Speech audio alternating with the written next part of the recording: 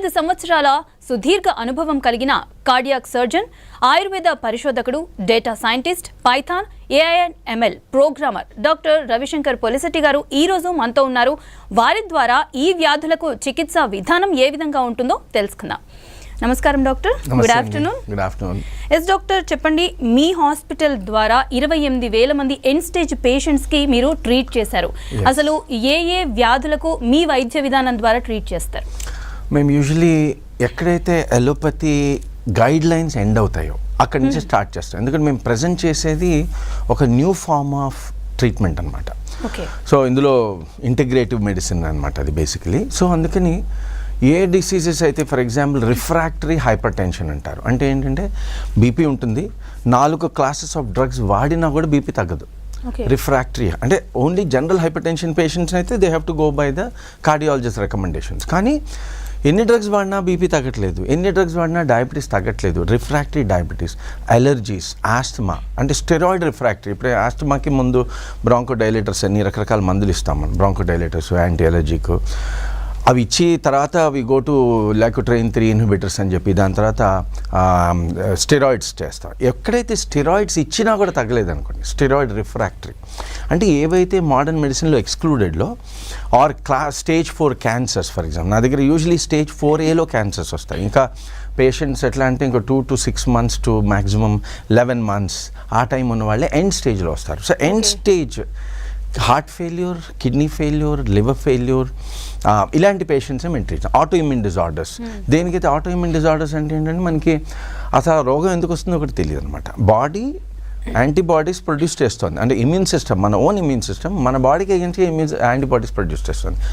అది దానికి మళ్ళీ ప్రోటోకాల్స్ ఉన్నాయి. స్టాండర్డ్ మెడికల్ మన అమెరికన్ ఇమ్యూనాలజీ అసోసియేషన్ అని, Indian council of medical research, ICMR ఇచ్చిన గైడ్ లైన్స్ ప్రకారంగా ఏ డిసీజెస్ అయితే ఏ స్టేజెస్లో ఏ రోగం ఏ మందు వాడాలో గైడ్ లైన్స్ ఎగ్జాస్ట్ అయిపోయిన తర్వాత ఆ ఎండ్ స్టేజ్ పేషెంట్స్ మనం తీసుకుంటాం అనమాట. అయితే డాక్టర్, మీరు ప్రత్యేకంగా ప్రిజం ఫ్రేమ్వర్క్ని డెవలప్ చేశారు. అసలు ఏంటి ప్రిజం ఫ్రేమ్వర్క్? ప్రిజం అంటే పాలీసైంటిఫిక్ రీజనరేటివ్ ఇంటగ్రేటివ్ సిస్టమ్స్ మెడిసిన్. ఓకే, ఇది ఇందాక మీరు అన్నట్టు నేను ఆయుర్వేదిక్ ట్రాన్స్లేషన్ రీసెర్చ్ చేశాను. అసలు ఎందుకు చేశామంటే ఇప్పుడు for example diabetes, for example India diabetic capital of the world అండి ఈరోజు, అలానే cancer capital of the world. So అంటే మన దగ్గర దాదాపు 18 కోట్ల మంది డయాబెటీస్తో బాధపడుతున్నారు. అలానే ఇప్పుడు రీనల్ ఫెయిల్యూర్ మన తెలంగాణలో రీసెర్చ్ చేశారు కాబట్టి తెలిసింది. కానీ అంటే ఇంతకుముందు జస్ట్ 5 years బ్యాక్, 5 సంవత్సరాల క్రితం one adult in every 300 adults had kidney failure, 1 in 300. Just ఇప్పుడు రీసెంట్గా October 2025లో IMA వాళ్ళు కండక్ట్ చేసిన రీసెర్చ్లో తెలిసింది ఏంటంటే తెలంగాణలో 1 in 14, 22 times కిడ్నీ ఫెయిల్యూర్ పెరిగింది. సో అంటే ఇప్పుడు క్వశ్చన్ ఏంటంటే ఇప్పుడు డయాబెటీస్ ఫర్ ఎగ్జాంపుల్, దీని గురించి కిడ్నీ ఫెయిల్యూర్ గురించి తర్వాత వద్దాం. ఇప్పుడు డయాబెటీస్ అంటే మనకి వరల్డ్లో హెల్త్ క్యాపిటల్ అంటున్నాం, world capital of the diabetes అని అంటున్నాం మన ఇండియన్. అసలు డయాబెటీస్ అంటే ఏంటో చూస్తే కనుక అంటే ఏంటి, బాడీ షుగర్ని సరిగా ఖర్చు పెట్టలేకపోతుంది, అందుకని బ్లడ్లో గ్లూకోజ్ పెరుగుతుంది. అయితే ఎంత పెరిగితే డయాబెటీస్ అనే క్వశ్చన్ ఉందనుకోండి, దానికి ఆన్సర్ ఏంటంటే 4 ఆన్సర్స్ ఉన్నాయి. ఒకళ్ళు ఇప్పుడే ఇందాక అడిగారు, సార్ డయాబెటీస్ అంటే ఫస్ట్ ఏంటి, డయాబెటీస్ అంటే ఏంటో తెలుసుకోండి. డయాబెటీస్ క్యూర్ కాదు. అంటే ఏంటంటే ఫస్ట్ గ్లూకోజ్ మెటబాలిజం కావట్లేదు బాడీలో. కానీ ఎంత అంటే గ్లూకోజ్ మెటబాలైజ్ కాకపోతే బ్లడ్లో గ్లూకోజ్ పెరుగుతుంది కదా. ఎంత పెరిగితే డయాబెటీస్ అని అంటే అమెరికన్ ఎండోక్రైనాలజిస్ట్ ఏమంటున్నారు, మీది యావరేజ్ 120 కంటే ఎక్కువ ఉండకూడదు అంటున్నారు, అంటే 5.5. అమెరికన్ డయాబెటిక్ అసోసియేషన్ ఏమంటున్నారు, లేదండి అంత రిజిడ్గా ఉండదు, 6.5 ఉండండి, బిలో 6.5 ఉంటే బెటర్ అంటున్నారు. అంటే ఏంటి, 145 యావరేజ్ ఉండాలంటున్నారు. అంటే ఫాస్టింగ్ 100 ఉందనుకోండి, తిన్న తర్వాత 190 ఉన్నా పర్లేదని అమెరికన్ డయాబెటిక్ అసోసియేషన్ అంటున్నారు. అమెరికన్ కాలేజ్ ఆఫ్ ఫిజిషియన్స్ వాళ్ళే ఉంటున్నారు, లేదండి 6.5 కంటే తక్కువ అసలు ఉండకూడదు, 7 and 8 మధ్యలో ఉండాలి. అంటే వాళ్ళు ఏమంటున్నారంటే మీది మినిమం 160 to 180 యావరేజ్ ఉండాలి అని చెప్తున్నారు. అమెరికన్ జీరియాట్రిక్ అసోసియేషన్ వాళ్ళు ఏమంటున్నారు, 7.5 ఉన్నా పర్లేదు, కొంతమందిలో 8.5 అయినా పర్లేదు, according to veterans affairs diabetic trial VADT. అంటే ఇప్పుడు చూడండి 4 రకాల రికమెండేషన్స్ ఉన్నాయి. ఈ 4 రకాల్లో ఒక 2 భాగాలుగా విభజిస్తే కనుక ఒక గ్రూప్ ఏమంటున్నారు, అమెరికన్ డయాబెటాలజిస్ట్ అండ్ ఎండోక్రైనాలజిస్ట్, బాబు 6.5 లోపల ఉండాలంటున్నారు. American college of physicians, American geriatric association అంటే no it should never be below 6.5. ఎందుకంటే అకార్డ్ అని ఒక ట్రయల్ చేశారు, ACCORD. దాని ప్రకారంగా ఏం చూసారంటే హార్ట్ డిసీజ్, డయాబెటీస్ రెండు కలిపి ఉన్న వాళ్ళలో ఎప్పుడైతే 6.5 కంటే తక్కువ ఉండాలని గ్లూకోజ్ ట్రై చేశారో 3 పేషెంట్స్లో ఒకరు చనిపోయారు. 33% మార్టాలిటీ. అందుకని అమెరికన్ కాలేజ్ ఫిజిషియన్స్ ఏమంటున్నారంటే 6.5 కంటే తక్కువ అసలు ఉండద్దు, 7 to 8 మధ్యలో ఉండాలంటున్నారు. సో క్వశ్చన్ ఏంటంటే అసలు డయాబెటీస్ అంటే ఏంటి, గ్లూకోజ్ ఏ లెవెల్లో ఉండాలి? మన ఇదంతా అమెరికన్ రీసెర్చ్, మాకేం వర్తించదు అని అనుకోవడానికి లేదు. ఎందుకంటే అమెరికన్స్లో దాదాపు 1.7 crore డయాబెటిక్ పాపులేషన్ వాళ్ళు రీసెర్చ్ చేసి ఒక్కొక్కరి దగ్గర డేటా ఉంది, too much of data, they all have data. మన ICMR కూడా ట్రయల్ చేసింది, Indian council of medical research. వాళ్ళ ట్రయల్ ప్రకారం 2000 మందినే రీసెర్చ్ చేశారు ఇన్ 16 క్లినికల్ ట్రయల్స్. అమెరికాలో 750 క్లినికల్ ట్రయల్స్ చేసి మాకు తెలియదు ఎంత ఉండాలో, మీరు ఇండివిజువలైజ్ చేయండి అని చెప్తున్నారు. ICMR వాళ్ళు మాత్రం లేదండి 6.5 దాటనివ్వద్దు, అసలు ఇంపాసిబుల్, అది వద్దని అంటున్నారు. కానీ ఇక్కడ అంటే అసలు ఏ గైడ్ లైన్ ప్రకారంగా మన డయాబెటిక్ క్యాపిటల్ అంటున్నారు కరెక్టే. అసలు diabetic capital of the world అంటే గ్లూకోజ్ ఎంత ఉండాలి మనకు ఖచ్చితంగా మనం చెప్పలేకపోతున్నాం. ఎందుకంటే ICMR చేసిన ట్రయల్ ప్రకారంగా 16 ట్రయల్స్ ప్రకారంగా 2000 పేషెంట్స్ని వాళ్ళు అనలైజ్ చేశారు. 2000 పేషెంట్స్ని అనలైజ్ చేసి మొత్తం 1.5 బిలియన్ పీపుల్కి స్టాండర్డైజ్ చేయడం అది కరెక్ట్ కాదు. అందుకని ఈ క్వశ్చన్ మాకు ఇప్పుడు కాదు, దాదాపు 30 ఏళ్ల క్రితం వచ్చింది. అందుకని అసలు డిఫరెంట్ పీపుల్లో different types of metabolism run అవుతుందేమో అనే క్వశ్చన్ వచ్చింది. అందుకని ఆయుర్వేదం చదవడం మొదలుపెట్టాం. అందులో ఆయుర్వేదంలో ఏమంటున్నారు, చరక సంహిత సూత్రస్థానము, అలాగే సుశ్రుత సంహిత సూత్రస్థానం చాప్టర్ 1 17 శ్లోకంలో సుశ్రుతుల వారు కానీ చరకుల వారు కానీ ఏమంటున్నారు, సమదోష సమగ్నిష్ట సమధాతు మలక్రియ ప్రసన్నాత్మ ఇంద్రియమనః స్వాస్థ్యత్యభిధీయతే. అంటే ఏంటంటే హెల్త్ అంటే ఏంటి, హెల్త్ అనేది ఎలా వస్తుంది, స్వస్థత అని అంటాం. స్వాస్థ్యము అనేది ఎప్పుడు వస్తుంది అంటే సమదోషాహ, 3 దోషాలు వాత పిత్త కఫాలు బ్యాలెన్స్లో ఉంటే అన్ని అవయవాలలో 42 అవయవాలు ఉంటే అప్పుడు ఆటోమేటిక్గా బాడీలో ఉండాల్సిన మలినాలను బయటికి వెళ్ళిపోతాయి. ప్రసన్న ఆత్మ అంటే స్పిరిచువల్ హెల్త్, ప్రసన్న ఇంద్రియ physical health, mental health, Prasanna మనస్సు అంటే physical health, emotional health, Prasanna మనసు అంటే మెంటల్ హెల్త్, ఇవన్నీ చేకూరుతాయని చెప్తున్నారు. సో అంటే దీన్ని మనం సులభంగా కొట్టిపడేయకూడదు. ఎందుకనంటే ఇప్పుడు ఆయుర్వేదం అనేది ఒక దాదాపు 17,000 ఇయర్స్ నుంచి ప్రాక్టీస్ చేయబడుతుంది ఈ యొక్క భరతఖండంలో. అంటే కంటిన్యూడ్ కల్చరల్ హిస్టరీ ఉంది మనకి, అలానే సైంటిఫిక్ హిస్టరీ కూడా ఉంది. అన్ని 17,000 ఇయర్స్ ఏదైనా ఉందనుకోండి, దానిలో ఏదో సత్యం ఉంటుంది కదా అని చెప్పి మేము రీసెర్చ్ చేయడం మొదలుపెట్టాం.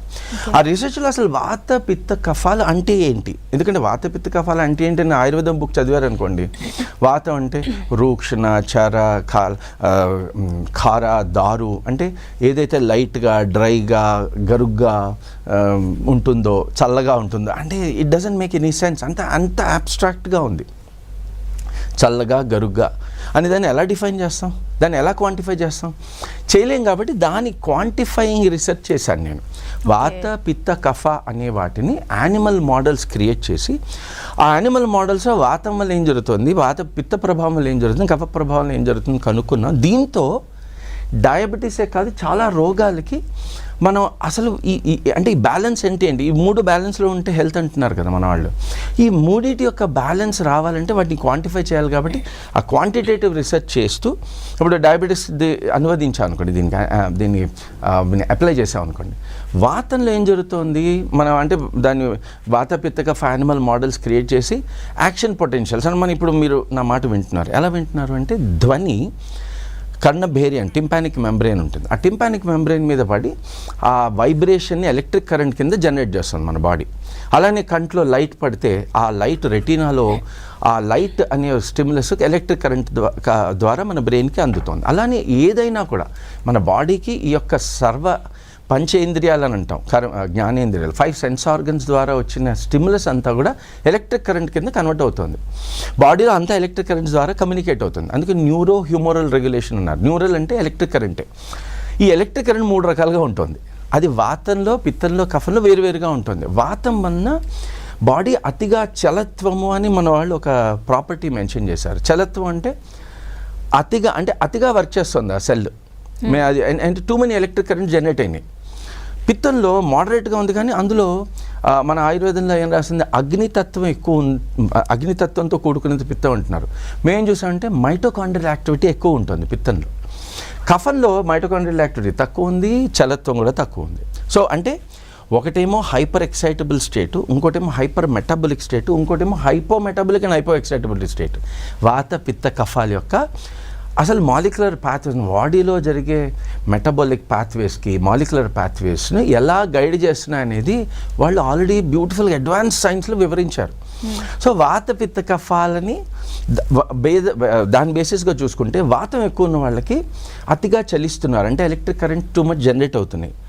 మన బాడీ అంటే అతిగా పనిచేస్తుంది. అతిగా పనిచేస్తే ఏంటి, గ్లూకోజ్ ఎక్కువ కావాలా తక్కువ కావాలా? సింపుల్, ఎక్కువ కావాలి. అలానే పిత్తంలో ఏం జరుగుతుంది, అగ్నితత్వం ఎక్కువ ఉండడం, అంటే ఆయుర్వేద పరంగా చూసుకుంటే. అదే అలోపతి పరంగా చూసుకుంటే మైటోకాండ్రియల్ యాక్టివిటీ ఎక్కువగా ఉంటుంది. ఎక్కువగా ఉంటే అంటే గ్లూకోజ్ అతిగా బర్న్ అవుతుంది మన సెల్లో. మన తినే పిండి పదార్థానికి గ్లూకోజ్ సెల్లోకి వెళ్ళి మైటోకాండ్రియాలో చేరి మైటోకాండ్రియాలో బర్న్ అయిన తర్వాత ఎనర్జీ వస్తుంది. సో పిత్తం ఎక్కువ ఉన్న వాళ్ళకి బాగా ఎనర్జెటిక్ ఉంటారు, కానీ వాళ్ళకి గ్లూకోజ్ డిపెండెన్స్ ఎక్కువ ఉంటుంది. They have to eat more glucose. అందుకని వాళ్ళ బ్లడ్లో కొంచెం గ్లూకోజ్ లెవెల్స్ ఎక్కువగా పెట్టుకుంటుంది బాడీ. హైపోథాలమస్ అంటే దానికి ఆ పాత్వేస్ అన్నీ మేము అనలైజ్ చేసి కనుక్కుంది ఏంటంటే, వాతంలో కానీ పిత్తంలో కానీ బాడీకి గ్లూకోజ్ అతిగా కావాలి కాబట్టి బ్లడ్లో కొంచెం ఎక్కువగా ఉంటుంది. కాబట్టి వీళ్ళల్లో మాత్రం ఎటువంటి పరిస్థితుల్లో 6.5 కంటే తక్కువ ఉండకూడదు షుగర్. అర్థమైంది? It makes sense. అమెరికన్ ఏదైతే అబ్జర్వేషన్ చేశారో ఇట్ మేక్స్ సెన్స్. అదే కఫతత్వం ఎక్కువ ఉందనుకోండి, హైపోమెటబాలిక్, హైపో రియాక్టివ్. దానివల్ల ఏంటంటే టిష్యూ మెటబాలిజం తక్కువ ఉంటుంది, కాబట్టి వీళ్ళలో 6.5 కంటే తక్కువ ఉండాలి. అండ్ మీకు అర్థమైంది అంటే వాత పిత్త కఫ అనేవి ఒక రకమైన అడ్వాన్స్డ్ మ్యాథమెటికల్ బయోలాజికల్ కాన్స్ట్రక్ట్స్ అనమాట. ఆ ఈక్వేషన్స్ని చాలా అంత ముందు ఎలా రాశారనేది పెద్ద ఎనిగ్మా అది. దాన్ని వదిలేస్తే కనుక దానిలో నుంచి ఆయుర్వేదం నుంచి ఉద్భవించిన ఒక ఇంటిగ్రేటివ్ సిస్టమ్ ఆఫ్ మెడిసిన్, దాన్నే ప్రిజం అంటాం. దీని ద్వారా మేము ఏం చేసాం, వాతపిత్త కఫాలు బ్యాలెన్స్ చేస్తే ఏమవుతుందని చూస్తే చనిపోయిన హార్ట్ని రివైవ్ చేసాం మేము.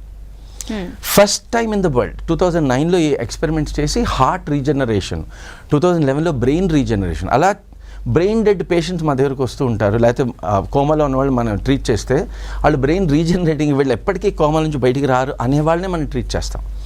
అట్లా ఈ brain regeneration, heart regeneration, kidney regeneration, అంటే కిడ్నీలో మాత్రం పార్షల్ రీజనరేషన్ చూసాం. అది ఎందుకు, మళ్ళీ దాన్ని చాలా ఇంకా రీసెర్చ్ చేయాలి.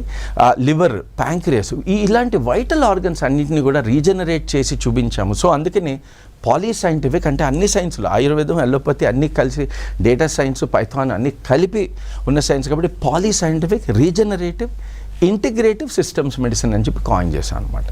That is the origin of prism. Just క్లుప్తంగా చాలా. ఎస్ డాక్టర్, ఒక కాల్ తీసుకుందాం. శ్రీకాంత్ గారు చెప్పండి, మీ ప్రాబ్లం ఏంటి? ఏం లేదండి, బైపాస్ ఆపరేషన్ అయింది. మూడుకి బైపాస్ అయింది. ఇంకొకటి ఏదైతుందో అది కొంచెం బ్లాక్ లా ఉంది. అది దాన్ని ఎట్లా మామూలుగా టాబ్లెట్లతో అర్థమైంది. మీ బైపాస్ ఎప్పుడైందండి? 8 years అవుతుంది సార్. 8 years అయింది. సో 8 years అంటే గుడ్ రిజల్ట్ డెఫినెట్లీ. మీకు డెఫినెట్గా ఇప్పుడు ఏజ్ పరంగా తీసుకొని ఒకటి డెఫినెట్గా నైట్రేట్స్ అని, లేకపోతే వాజో డైలేటర్స్, కొన్ని డ్రగ్స్ ఇస్తారు, వాటిని ఆపద్దు. అమెరికన్ హార్ట్ అసోసియేషన్ ప్రకారంగా ఇచ్చిన గైడ్లైన్స్, లేకపోతే ఐసీఎంఆర్ ఇచ్చిన గైడ్లైన్స్ ప్రకారంగా స్టాటిన్స్ ఇవ్వాలి, బ్లడ్ థిన్నర్స్ ఇవ్వాలి. స్టాటిన్స్ అంటే బ్లడ్లో కొలెస్ట్రాల్ని తగ్గించే మందులు, depending on triglycerides, LDL, VLDL చూసుకొని ఆ ట్రీట్మెంట్ ఇస్తూ మీరు ఏం చేయాలంటే రెండో బైపాస్ అంటే ఇప్పుడు మనం ఏం చేసాం, ఉన్న బ్లాక్ ఏదైతే హార్ట్లో ఉన్న బ్లాక్స్ని, రక్త నాళాలలో ఉన్న బ్లాక్స్ని వాటిని బైపాస్ చేసాం అంతే. కొత్త బ్లాక్స్ ఫామ్ కాకుండా మనం ఏం చేయలేదు ఎలోపతిలో, నెంబర్ 1. సో అందుకని ఇప్పుడు మేము చేసిన రీసెర్చ్లో ఏం చూసామంటే హార్ట్ డిసీజ్, దీన్ని హృద్రోగము అని అంటారన్నమాట ఆయుర్వేదంలో. దానికి కూడా ఏం చేశారు, వాతజ హృద్రోగం, పిత్తజ హృద్రోగం, కఫజ హృద్రోగము అని చెప్పి క్లాసిఫై చేశారు. మోడర్న్ మెడిసిన్లో ప్లాక్ ఫామ్ అవుతుంది, ప్లాక్ వల్ల బ్లడ్ క్లాట్ ఒకవేళ అక్కడ ఫామ్ అయితే అన్స్టేబుల్ ఎంజైనా అని రకరకాల ఎంజైనాస్ని మనం డిస్క్రైబ్ చేసాం. అసలు not demeaning any of the modern science. Modern doctors అంటే మోడర్న్ సైన్స్ అంటే ఇమ్మెన్స్ రెస్పెక్ట్ ఉంది. కానీ మీకు ఇప్పుడు డెఫినెట్గా ఇంటిగ్రేటివ్ అప్రోచ్లో ట్రీట్మెంట్ కావాలి. సెకండ్ బైపాస్ సర్జరీ అవ్వకుండా మనం మన హార్ట్ని కానీ హార్ట్లో ఉన్న రక్త నాళాలను కానీ ప్రొటెక్ట్ చేసుకోవాలి. డెఫినెట్గా అప్రోచ్ అవ్వండి. మీకు కాల్ ఇచ్చాము. ఎందుకంటే మా పద్ధతిలో నేను యాక్చువల్లీ హార్ట్ సర్జన్ అండి. బైపాస్ సర్జరీస్ ఇవన్నీ లేకపోతే నేను యాక్చువల్లీ పీడియాట్రిక్ కార్డియాక్ సర్జన్. అంటే చిన్నపిల్లల్లో కంజనైటల్గా పుట్టుకతో ఉన్న రోగాల్ని వాటికి సర్జరీ అవసరం అయితే మేము చేస్తూ ఉంటాం. ఒక్క డబుల్ స్విచ్ తప్ప మిగిలిన అన్ని ఆపరేషన్స్ చేశాను నేను. సో ఈ సర్జరీస్తో మనకి అసలు ఏం ప్రాబ్లమే లేదు. కానీ you need an integrative approach అండి శ్రీకాంత్ గారు, తప్పక. ఎందుకంటే ఈ ఇంటిగ్రేటివ్ అప్రోచ్ మేము ఏం చేస్తాం, మీ బాడీలో ఉన్న ఇప్పుడు ఇందాక చెప్పినట్టు వాతం వలన, పిత్తం వలన, కఫం వలన, దేని వలన మీకు ఈ హార్ట్ డిసీజ్ వచ్చింది, లేకపోతే ఈ మూడింటికి కలిపి వచ్చిందా, కలిపి ఉంటే ఏ పాళ్ళలో ఏ ప్రపోర్షన్స్లో ఈ యొక్క దోషాలు మీకు ఇన్ఫ్లుయెన్స్ చేసి ఆ డిసీజ్ని తీసుకొచ్చాయి, అవి విశ్లేషించి దాని ప్రకారంగా మీ డయట్ కానీ ఎక్సర్సైజెస్ కానీ సింపుల్ ఫిజికల్ బ్రీదింగ్ ఎక్సర్సైజెస్ అలానే సప్లిమెంట్స్. ఒక ఏథరోలైజిన్ అని నేను ఒక డ్రగ్ ఇది హెర్బల్ ఫార్ములేషనే, కాకపోతే అడ్వాన్స్డ్ రీసెర్చ్ చేసి కనిపెట్టింది అనమాట. దీని ద్వారా హార్ట్ మజిల్ రీజనరేట్ అవ్వడం, అలానే హార్ట్లో రక్తనాళాలు కొత్తగా పునరుజ్జీవింప చేయడం, అంటే యాంజియోజెనిసిస్ అని దాన్ని చూపించాను. డెఫినెట్గా మీకు హెల్ప్ చేస్తుంది. Please approach us and we will be able to do good to you. Okay doctor, అయితే చెప్పండి, ఇందాక మీరు అన్నారు ప్రిజం ఫ్రేమ్ వర్క్ అనేసి మీరు డెవలప్ చేసింది ఇది అని అన్నారు. అయితే దానికి అలాగే అలోపతిక్ వైద్య విధానానికి డిఫరెన్స్ అంటే ఎలా ఉంటుంది? అంటే యాక్చువల్లీ డిఫరెన్స్ ఏమి ఉండదు. మనం ఏం చేస్తుందంటే మోడర్న్ సైన్స్లో ఉన్న సైంటిఫిక్ కాన్స్ట్రక్ట్స్ని, సైంటిఫిక్ మెథడాలజీస్ని ఏవి వ్యతిరేకించట్లేదు. కానీ మోడర్న్ సైన్స్లో ఏమైపోయిందంటే ఆర్గన్ బేస్డ్ ఇప్పటివరకు అంటే చాలా advanced science, there is no doubt about it. ఎందుకంటే మాలిక్యులర్ లెవెల్లో ఆ పాత్వేస్ లెవెల్లో ఏం జరుగుతుంది, ఒక సెల్ లోపల ఏం జరుగుతుంది, సెల్ లోపల మాలిక్యులర్ పాత్వేస్లో ఏం జరుగుతుంది అని చెప్పి మొత్తం మన బయోకెమిస్ట్రీ కానీ ఫిజియాలజీలో కానీ పెథాలజీలో కానీ డీటెయిల్గా మాకు ఎక్స్ప్లెయిన్ చేస్తారు. కానీ ఇప్పటివరకు మన డెవలప్ అయిన సైన్స్లో ఏం తెలుస్తుందంటే ఒక కార్డియాలజిస్ట్ అంటే హార్ట్ డిసీజ్ చూస్తారు, హార్ట్కి సంబంధించిన రోగాల్ని చూడడం, నెఫ్రాలజిస్టు అలానే న్యూరాలజిస్ట్ అని చెప్పి డిఫరెంట్ ఒక సిస్టమ్స్ బేస్డ్ థెరపీ కాకుండా ఆర్గన్ బేస్డ్ ఒక పర్టికులర్ డిసీజ్కి లేకపోతే పర్టికులర్ కేటగిరీ ఆఫ్ డిసీజెస్ని ట్రీట్ చేసే పద్ధతిలో మన అలోపతి ఉంటుంది. సో ఆ పద్ధతిని మనం ఎటువంటి we're not deviating from that path. ఎక్కడైతే మోడర్న్ సైన్స్లో గైడ్ లైన్స్ ఎండ్ అయినాయో, ఫర్ ఎగ్జాంపుల్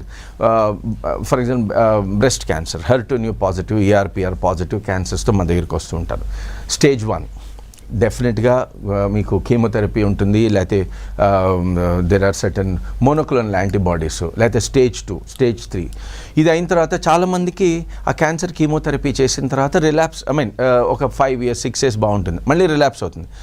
కొంతమందికి రిలాప్స్ అయినప్పుడు మళ్ళీ కీమోథెరపీ చేసిన తర్వాత ఇంకా అది చాలా ఫాస్ట్గా గ్రో అయ్యి 4A స్టేజ్కి వచ్చేస్తుంది. ఆ స్టేజ్లో మేము టేక్ ఓవర్. అప్పుడు ఏం చేస్తామంటే ఒక సైంటిఫిక్ పద్ధతిలో మోడర్న్ మెడిసిన్లో ఉన్న మెడిసిన్స్ ఆపకుండా మన అడ్జువెంట్ థెరపీ అంటే diet correction, lifestyle modifications, యోగాసన, ప్రాణాయామ రెజిమెన్ని కస్టమైజ్ చేసి ఇస్తాం అనమాట. ఇస్తూ ప్లస్ దాంతోపాటు కొన్ని సప్లిమెంట్స్, ఒక 17 న్యూ ఫార్ములేషన్స్ నేను కనిపెట్టాను, వాటికి ప్యాటర్న్స్ ఉన్నాయి మనకి. ఆ సప్లిమెంట్స్ని యూజ్ చేస్తూ పర్టికులర్ పర్సన్లో ఎలా కస్టమైజ్ చేయాలని ఇచ్చే ట్రీట్మెంట్ అనమాట. సో దీనిలో మోడర్న్ సైన్స్ ఎటువంటి విరోధం లేదు. కాకపోతే మనం మోడర్న్ సైన్స్ ఇప్పుడిప్పుడే ఆశ్రయిస్తుంది ఏంటి, ఇంటిగ్రేటివ్ అప్రోచ్ అని. మీరు వినుంటారు, జిప్మర్ వాళ్ళు చేస్తున్నారు ఇంటిగ్రేటివ్ అప్రోచ్ అని. ఇంకా రాలేదు అది, కానీ world over they are trying ఎట్లా ఇంటిగ్రేట్ చేయాలి మోడర్న్ మెడిసిన్ని, ఏన్షియంట్ మెడిసిన్ని ఇంటిగ్రేట్ చేసి క్వాలిటీ ఆఫ్ లైఫ్ని ఎట్లా ఇంప్రూవ్ చేయాలనేది. అది మేము ఆల్రెడీ అంటే for modern medicine we are too integrative ఇప్పుడు రైట్ నో. ఎందుకంటే ఆల్మోస్ట్ 30 years బ్యాక్ దీన్ని కాన్సెప్చువలైజ్ చేసి రీసెర్చ్ చేసి ముందుకు అప్పుడే ప్రవేశపెట్టాం మేము. ఇప్పుడు వీఆర్ టూ అడ్వాన్స్ అనమాట ఆ రకంగా. సో మోడర్న్ మెడిసిన్ కంటే ఒక నెక్స్ట్ స్టెప్ అనమాట ఇది మంది. ఓకే డాక్టర్, అయితే చెప్పండి, మనం ఆంధ్రాలో చూసుకున్నా తెలంగాణలో చూసుకున్నా కానీ ఆయుర్వేద మందుల వాడకం ద్వారా కిడ్నీ ఫెయిల్యూర్స్ జరుగుతున్నాయి అని చెప్పేసి వైద్య గణాంకాలు చెప్తూ ఉన్నాయి. అయితే ఇది దేనికి జరిగింది అండ్ ఇది వైద్య విధానంలో, ఆయుర్వేద వైద్య విధానంలో లోపం అంటారా? నన్ను అడిగితే ఇప్పుడు ప్రాక్టీస్ చేసే ఆయుర్వేద వైద్య విధానాలు డెఫినెట్ లోపం ఉంది. ఎందుకంటే ఇందాక చెప్పినట్టు ఆయుర్వేదం అంటే ఏంటి, సమదోష, సమగ్నిష్ట, సమధాతు మలక్రియ. అంటే ఏంటంటే దోషాలు, 3 దోషాలు బాడీలో ఉన్న సర్వ అవయవాలలో, అంటే ఆల్ ద 42 ఆర్గన్స్లో ఏ ప్రపోర్షన్స్లో ఉన్నాయి కనుక్కొని వాటిని బ్యాలెన్స్ చేసే విధంగా మీరు ద్రవ్యం అంటే హర్బ్స్ని లేకపోతే డయట్ని, ఎక్సర్సైజ్ని ఇవ్వాలి. ఫస్ట్ వాత పిత్త కఫాలు సర్వ అవయవాలలో అన్ని ఆర్గన్స్లో ఎంత ఉన్నాయో కనిపెట్టే వాళ్ళు ఉన్నారా, అది పాయింట్ నెంబర్ 1. అది తెలుసుకోకుండా మనం ట్రీట్మెంట్, ఇప్పుడు ఫర్ ఎగ్జాంపుల్ మీరు యూటీఐ ఉంది, చాలామంది అడుగుతారు సార్ యూటీఐ ఉంది నాకు, యూరినరీ ట్రాక్ట్ ఇన్ఫెక్షను, నేను ఏం హెర్బ్ తీసుకోవాలంటే చాలామంది స్పాంటేనియస్గా ఆయుర్వేదం చదువుకునే వాళ్ళు చంద్రప్రభావతి ట్రై చేయండి అంటారు. అది wrong. It is not disease based or symptom based. ఎందుకు, దానిలో ఒక ప్రాబ్లం ఉంది. ఒకవేళ అంటే రీసెంట్గా మన లాస్ట్ ఇయర్ మార్చ్లో ఎయిమ్స్లో ఢిల్లీలో ఇంటిగ్రేటివ్ మెడిసిన్ మీద ఒక కాన్ఫరెన్స్ జరిగింది. ఫస్ట్ టైం ఎయిమ్స్ వాళ్ళు కండక్ట్ చేశారు. అప్పుడు నన్ను కీనోట్ లెక్చర్ కింద పిలిచారు. నా ముందు ప్రొఫెసర్ మౌలిక్ గారు అని ఒక కాన్ఫరెన్స్, ఆయన కీనోట్ ఇచ్చారు. ఆయన అన్నారు నాకు ఆయుర్వేదం అంటే చాలా ఇష్టం, దీని మీద మేము రీసెర్చ్ చేసామని చెప్పి హార్ట్ పేషెంట్స్కి 3 డిఫరెంట్ కేటగిరీస్లో ఒక 400 పేషెంట్స్ని తీసుకున్నారు. అందులో ఒక గ్రూప్కి అర్జున కషాయం అంటే వాటర్ ఎక్స్ట్రాక్షన్ ఆఫ్ అర్జున అనేది ఆయుర్వేదంలో హృదయ అంటే హార్ట్కి ఒక టానిక్ లాగా పనిచేసే డ్రగ్ అని చెప్పి అది క్లాసిఫై చేయబడింది ఆయుర్వేదంలో. సో హార్ట్కి సంబంధించిన మందు కాబట్టి అర్జున కషాయం ఇచ్చారు ఒక గ్రూప్లో. ప్లెసిబో అంటే ఏంటంటే ఏ మందు ఇవ్వరు, కానీ మందు ఇచ్చినట్టుగా ఒక మందు ఇచ్చాము అని అనుకుంటాడు పేషెంట్, అలా ఇస్తాం మేము అంతే ప్యాకేజ్ చేసి. No medicine is given. ఎందుకనంటే మీరు ఒక డాక్టర్ దగ్గరికి వెళ్ళిన 100 పేషెంట్స్ వెళ్ళారనుకోండి, 30 పేషెంట్స్కి డాక్టర్ ఏ మందు ఇవ్వకపోయినా బాగైపోతారు. దాన్ని ప్లెసిబో ఎఫెక్ట్ అంటారు. అందుకని మోడర్న్ మెడిసిన్లో ప్లెసిబో కంట్రోల్ ట్రయల్ అని చెప్పి ఒకటి ప్రవేశపెట్టారు. అంటే ఏంటంటే ఈ మందు వాడని వాళ్ళలో ఎంతమంది బాగయ్యారు అనే గ్రూప్ మనం ఆ ఎక్స్పెరిమెంట్లో చెక్ చేయాలి. థర్డ్ గ్రూప్లో కన్వెన్షనల్ గ్రూప్, హార్ట్ ఫెయిల్యూర్ అంటే దాదాపు హార్ట్ యొక్క ఫంక్షన్ 30 కంటే పడిపోయిన వాళ్ళని ఆ గ్రూప్లో రిక్రూట్ చేశారు. ఆ 3 డిఫరెంట్ గ్రూప్స్లో కనుక్కుంది ఏంటి అంటే ప్లెసిబోలో 30% ఇంప్రూవ్ అయ్యారు. మన ఆల్రెడీ నో దట్ ఏం మంది ఇవ్వకపోయినా 30 మంది ఏం చెప్పినా బాగైపోతారు. అదే కన్వెన్షనల్ మోడర్న్ మెడిసిన్ గ్రూప్లో 37% ఇంప్రూవ్ అయ్యారు, విచ్ వీ నో. అంటే అందుకనే మోడర్న్ మెడిసిన్ డ్రగ్స్ అప్రూవ్ అయినాయి. ప్లెసిబో కంటే ఒక 6% ఎక్కువ ఉండాలి ఎఫెక్ట్, అప్పుడే కొత్త డ్రగ్ అప్రూవ్ అవుతుంది. అర్జున కషాయం ఇచ్చిన గ్రూప్లో 16% ఇంప్రూవ్ అయ్యారు. ఎందుకు అంటే ఫస్ట్ వాళ్ళందరూ ఆశ్చర్యపోతున్నారు. ప్రొఫెసర్ మౌలిక్ గారు అన్నారు నేను ఆయుర్వేదం నాకు చాలా ఇష్టం, నేను ఎంతో ఆశపడి దీన్ని. ఆయన head of pharmacology, AIIMS Delhi head of pharmacology. అంటే ఏంటంటే ఇండియా వైడ్కి ఆయన అంత head of pharmacology for entire India. అంటే అంత జీనియస్ పీపుల్ ఎయిమ్స్లో ఉంటారు. ఆయన ఏమన్నారు, నాకు ఆయుర్వేదం ఇష్టం కానీ ఎందుకు ఇలా అయిందో నాకు తెలియదు అంటే అప్పుడు నేను ఐ వాజ్ వెయిటింగ్. ఎందుకంటే హెడ్స్ ఆఫ్ సెవరల్ ఇన్స్టిట్యూషన్స్ ఉన్నారు అందరూ, NIA నుంచి జైపూర్ నుంచి, అంటే నేషనల్ ఇన్స్టిట్యూట్ ఆఫ్ ఆయుర్వేద నుంచి రీసెర్చ్ హెడ్స్ అందరూ ఉన్నారు ఆ కాన్ఫరెన్స్లో. ఎవరన్నా మాట్లాడతారని నో వన్ ఆన్సర్డ్. నేను అప్పుడు అడిగాను అర్జున కషాయం ఎందుకు ఇచ్చారని అడిగాను. లేదు నేను కాదు ఇచ్చింది, ఇదిగో ఆయుర్వేద గ్రూప్ వాళ్ళు ఇచ్చారు అని. మీరు ఎందుకు ఇచ్చారని అడిగాను. లేదు అర్జున హృదయం అంటే అది నాకు తెలుసు, అర్జున కషాయం అని ఎందుకు మీరు ఇచ్చారు అని అడిగితే అప్పుడు వాళ్ళు ఏం చెప్పారంటే లేదండి అది యూనివర్సల్గా ఇవ్వచ్చని ఇచ్చామంటే అలా ఇవ్వకూడదు. అర్జున కషాయం వాతం ఉన్న వాళ్ళకే ఇవ్వాలి. వాతం వలన హార్ట్ డిసీజ్ వస్తే అర్జున కషాయం ఇవ్వాలి. పిత్తం వలన హార్ట్ డిసీజ్ వస్తే అర్జున ఘృతము అంటే fatty acid extraction of Arjuna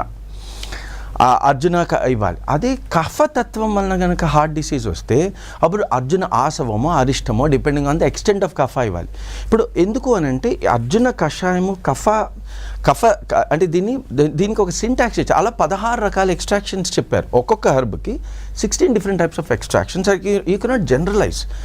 ఆ జనరలైజ్ చేయడం వల్లే ప్రాబ్లమ్స్ వస్తున్నాయి. చెప్తాను. అంటే ఇప్పుడు వాతానికి అర్జున కషాయం ఇచ్చారు, వాతానికి మాత్రమే పనిచేస్తుంది, కఫాన్ని పెంచుతుంది. కాబట్టి అర్జున అదే కఫ వల్ల హార్ట్ డిసీజ్ వచ్చిన వాళ్ళకి అర్జున కషాయం వల్ల నెగిటివ్ ఎఫెక్ట్ వస్తుంది వాళ్ళకి. సేమ్ థింగ్ జరుగుతుంది కిడ్నీ ఫెయిల్యూర్స్లో కూడా. నేను ఎగ్జాక్ట్లీ ఒక 3 years బ్యాక్ ఇదే చెప్పాను. half of Indians will suffer from either liver failure or kidney failure. ఏది with these unscrupulous medicines. Even ఆయుర్వేదం అని అనుకుని ఏది పడితే అది వాడద్దు. దానికి కొన్ని ఇండికేషన్స్, కాంట్రా ఇండికేషన్స్ ఉన్నాయి. వాత పిత్త కఫాలను అనలైజ్ చేయకుండా, క్వాంటిఫై చేయకుండా అసలు మెడిసిన్ ప్రిపరేషనే కుదరదు. అట్లా చేసేవాళ్ళు చాలా తక్కువ ఉన్నారు, చాలా తక్కువ. You can count them on fingers అనమాట. అంత తక్కువ ఉన్నారు. కాబట్టి డెఫినెట్గా అందులో ఆయుర్వేదం మందుల వల్ల ఎఫెక్ట్ అవుతున్నారంటే ఎస్, రాంగ్ ఫార్ములేషన్ వల్ల అవుతున్నారు. ఇది ఒకటి. హెవీ మెటల్స్ అనేది చాలా చిన్న ప్రాబ్లం. ఎందుకంటే మీరు చిన్నది అంటే మనం తినే ఆహారంలో ఆటోమేటిక్గా హెవీ మెటల్స్ ఉన్నాయి, మనం పీల్చే గాలిలో ఉన్న హెవీ మెటల్స్. మన AQI ఇండెక్స్ తీసుకుంటే కనుక తెలంగాణలో మీరు హైదరాబాద్లో ఉన్నారంటే రోజుకి బయటికి వెళ్తే కనుక 20 సిగరెట్లు తాగినట్టు. అదే ఢిల్లీలో అయితే మీకు ఇంకా అడ్వాంటేజ్ 80 సిగరెట్స్ తాగినట్టు పర్ డే. అలా ఉంది మన పరిస్థితి. సో ఇలా ఈ యొక్క అన్స్క్రూపులస్ మెడిసిన్స్ అని చెప్పి ఇండియన్ మెడికల్ అసోసియేషన్ వాళ్ళు ట్యాగ్ చేసి అక్టోబర్లో రిపోర్ట్ ఫైల్ చేశారు. 300 to 1లో మనకి కిడ్నీ ఫెయిల్యూర్ ఉన్నవాళ్ళు ఇప్పుడు ఎవ్రీ 14 అడల్ట్స్లో ఒక కిడ్నీ ఫెయిల్యూర్ పేషెంట్ ఉన్నారు. డెఫినెట్గా ఆయుర్వేదంతో ప్రాబ్లం ఉంది. ఇది కనుక కరెక్ట్ చేయకపోతే కనుక definitely we'll have a major problem. అలానే ఆయుర్వేదం చాలా అడ్వాన్స్డ్ సైన్స్. అది కరెక్ట్గా మనం అన్వయించుకోవాలంటే కనుక మోడర్న్ మెడిసిన్ బేసిస్ లేకుండా చేయలేరు. డెఫినెట్లీ. ఓకే డాక్టర్, చాలా వాల్యుబుల్ ఇన్ఫర్మేషన్ ఇచ్చారు. Thank you so much. Thank you very much. ఇది ఇవాల్టి good health. Stay tune to V6 news.